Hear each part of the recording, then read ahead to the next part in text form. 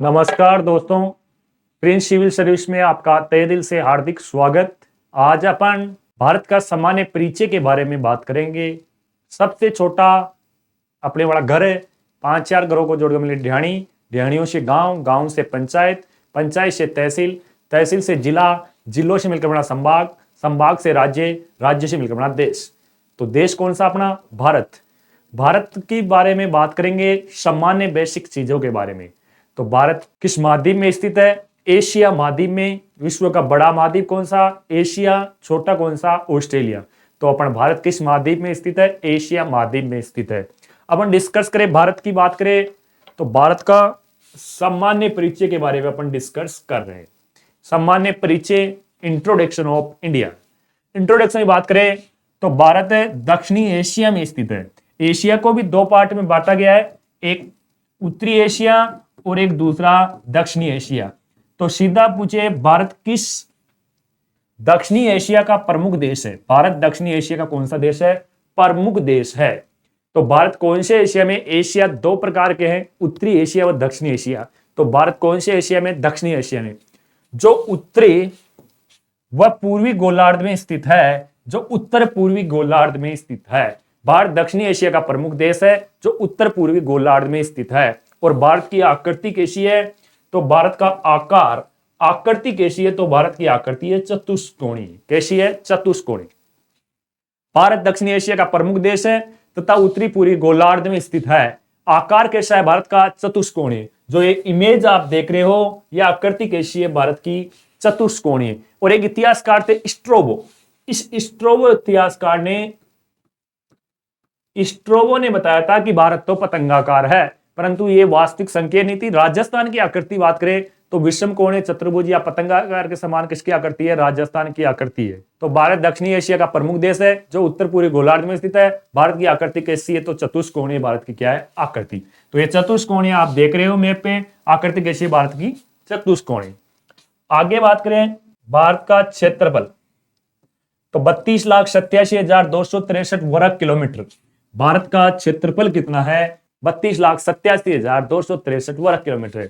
जो विश्व के कुल क्षेत्रफल का कितना परसेंट है? 2.42% है। सीधा पूछे, भारत का क्षेत्रफल कितना? 32,87,263 वर्ग किलोमीटर।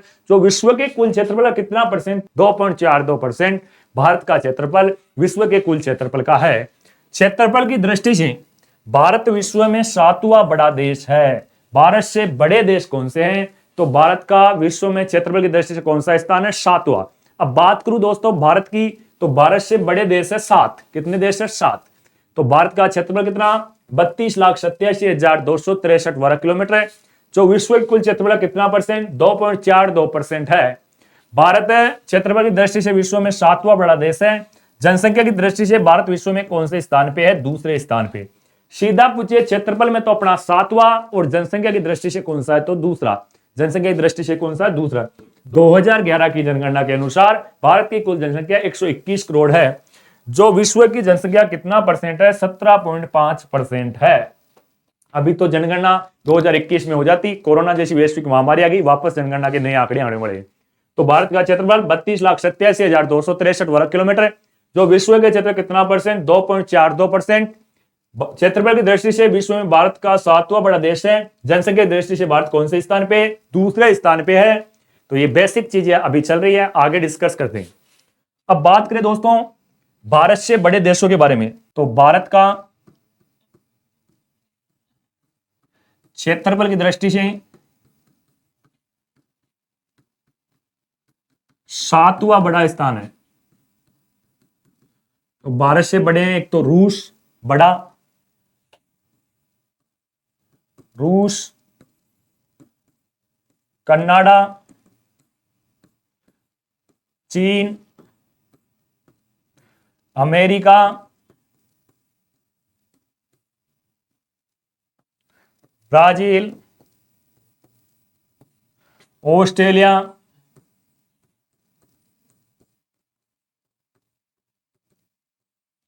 और भारत।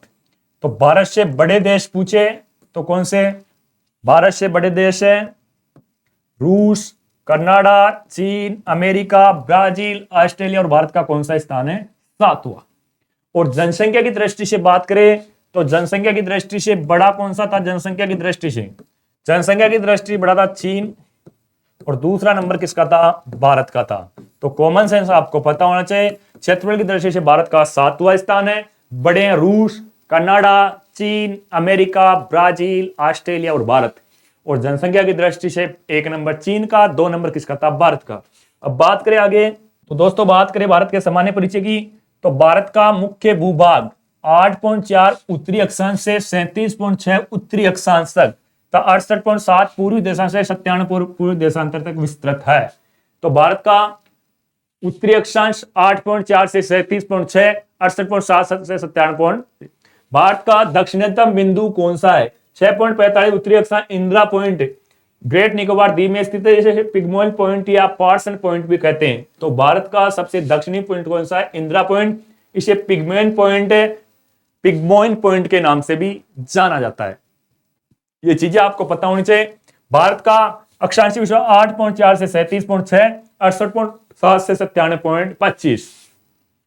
देशांतरीय और अक्षांशीय विस्तार के बारे में अपन विस्तार से देखें तो भारत का अक्षांशीय और देशांतरीय विस्तार, बेसिक चीजों की बात करें तो भारत का दक्षिणतम बिंदु 6.45 उत्तरी अक्षांश से इंदिरा पॉइंट ग्रेट निकोबार द्वीप में स्थित है। इंदिरा पॉइंट, इसे ही पिग्मोइन पॉइंट या पार्सन पॉइंट भी कहते हैं। किसको? इंदिरा पॉइंट के।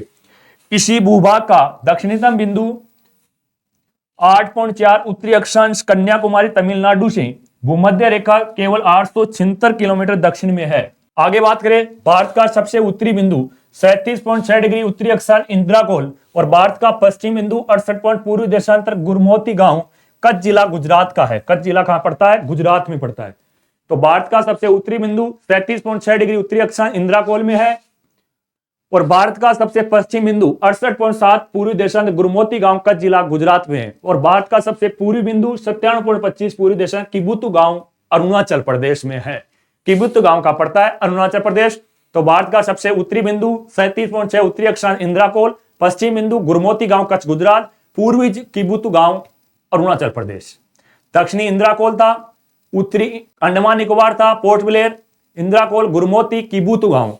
अब बात करें आगे, तो भारत का सामान्य मानक समय कौन सी रेखा बताती है? कहां से गुजरती है मानक समय रेखा? उसके बारे में जो मैप आप देख रहे हो, इसका ढंग से सिर पे कौन सी दिशा? वही उत्तर है।